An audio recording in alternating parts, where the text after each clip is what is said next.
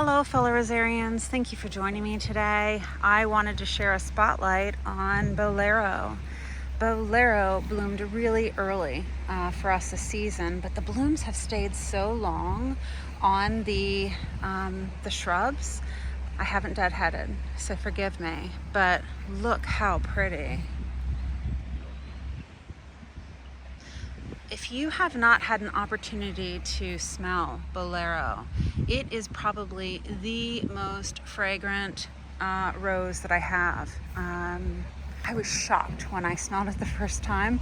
I bought it from my local nursery, and even in the car, I was like, oh my goodness. And I sent a message to the Rose Geeks, and I was like, why didn't you tell me how fragrant this was?